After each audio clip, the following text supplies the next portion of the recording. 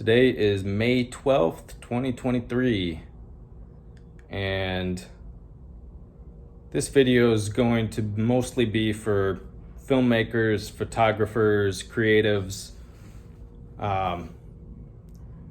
but something that's been front and center for the filmmaking community recently is people switching from Adobe Premiere to DaVinci Resolve.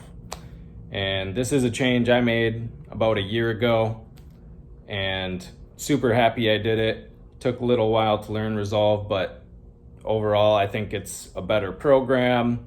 The workflow is better, it doesn't crash. The color correction stuff on it is awesome.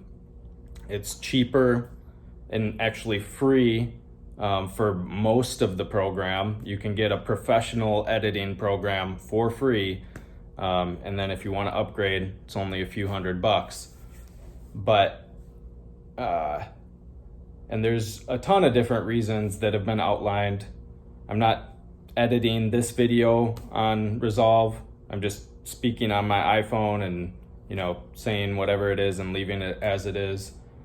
If you want to check out all the features and all of that, there's plenty of videos out there. You can just search why switch from Adobe Premiere to DaVinci Resolve, and you'll find tons and tons of answers from people who go through the stuff way better than I could do anyways.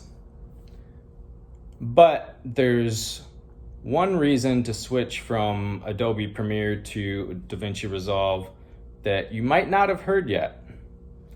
And not everyone is probably going to consider this a major reason, but for me it's one of the most important reasons now that I've learned this. And that reason is that Adobe has directly contributed to Planned Parenthood, who is obviously the biggest proponent of abortion in the nation and probably in the world. And so when you're paying that subscription fee to Adobe, some of that money could be going to funding abortion. And for me, that's just not something I want to support. And it sucks that there's so many companies out there who could just provide a product. They don't have to make a political stance on everything. And they could just provide a good product and, not force people to choose sides because they want to promote a political agenda. But that seems to be something a lot of companies are doing, and one of those is Adobe. So for me, that's just another great reason why switching to Resolve was a good idea. I like the company's philosophy on making filmmaking affordable and providing really good products that the customers, the people who use their products, actually want, and they listen to their customers and fix the things that their customers ask them to fix. And so it just makes sense to switch from Adobe Premiere to Resolve.